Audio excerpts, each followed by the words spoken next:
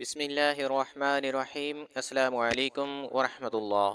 سلطان صلاح الدین ایوبی نے اپنا عربی سفید گھوڑا استبل سے نکالا اور رینالڈ بادشاہ سے امن معاہدہ کرنے کے لیے روانہ ہوئے۔ سفر کے دوران ظہر کی نماز پڑھنے کے لیے مسجد میں گئے۔ اس مسجد کے بارے میں مشہور تھا کہ اس مسجد میں جو امامت کرواتا وہ عشاء کے وقت غائب ہو جاتا۔ سلطان صلاح الدین ایوبی نے یہ بات سن کر امامت کرانے کے لیے تیار ہوئے۔ جیسے ہی سلطان صلاح الدین ایوبی نے امامت کرانا شروع کی، ناظرین یہ واقعہ کچھ اس طرح ہے کہ فجر کی نماز ادا کرنے کے بعد سلطان صلاح الدین ایوبی نے ناشتہ کیا۔ اپنا پسندیدہ گھوڑا جو سفید رنگ کا تھا اس پر سوار ہوئے۔ گرمیوں کے دن تھے۔ سلطان صلاح الدین ایوبی نے رینالڈ بادشاہ سے امن معاہدہ کرنا تھا۔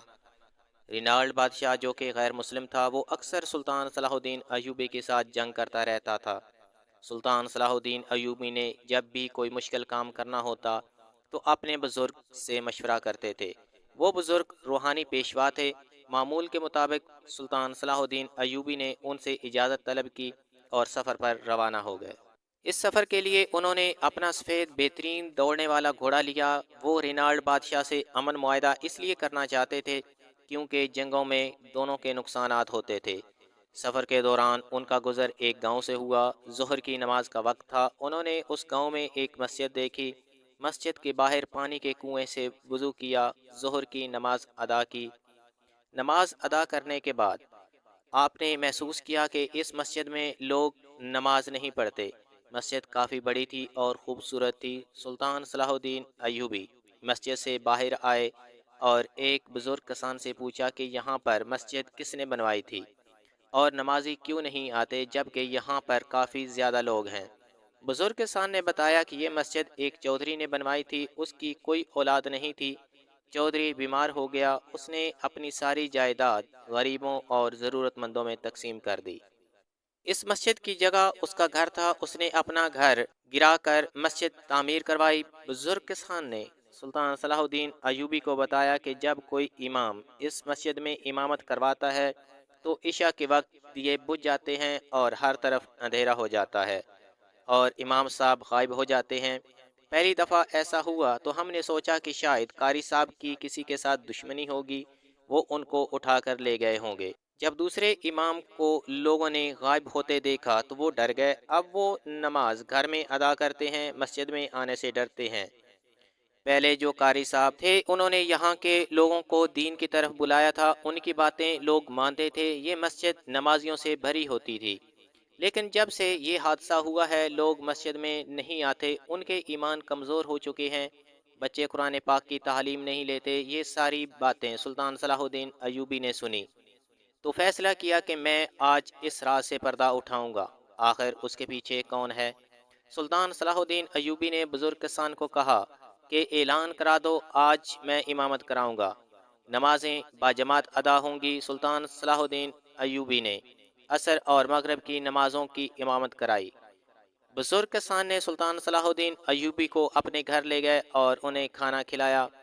بزرگ کسان نے سلطان صلاح الدین ایوبی کو سمجھایا کہ تم مسافر ہو، اس مصیبت کو اپنے گلے مت ڈالو، آپ کے گھر والے آپ کو ڈھونڈتے پھریں گے۔ آخر کار نماز عشاء کا وقت ہو گیا، مسجد نمازیوں سے بھر گئی۔ کچھ نمازی تو خوش تھے کہ ان کو جماعت کے ساتھ نماز پڑھنا نصیب ہوئی، لیکن کچھ نمازی یہ دیکھنا چاہتے تھے کہ اس امام کے ساتھ کیا ہوتا ہے۔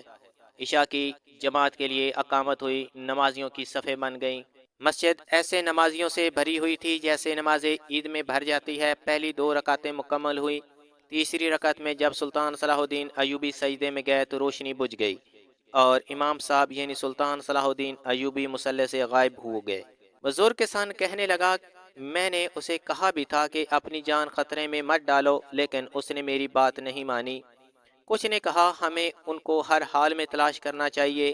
نمازی یہ باتیں کر رہے تھے کہ مصلی والی جگہ پر حرکت ہوئی۔ بزرگ کسان نے مصلی اٹھا کر دیکھا تو اس کے اندر ایک سرنگ تھی۔ سلطان صلاح الدین ایوبی نے تلوار ایک آدمی کی گردن پر رکھی ہوئی تھی۔ سلطان صلاح الدین ایوبی اس جاسوس کو سرنگ سے باہر لے آیا اور اس سے سارے راز اگلوائے۔ سلطان صلاح الدین ایوبی نے لوگوں کو بتایا کہ جیسے ہی میں سجدے میں گیا اس جاسوس نے سرنگ کا دروازہ کھولا تو میں سیدھا اس کے پاس گرا۔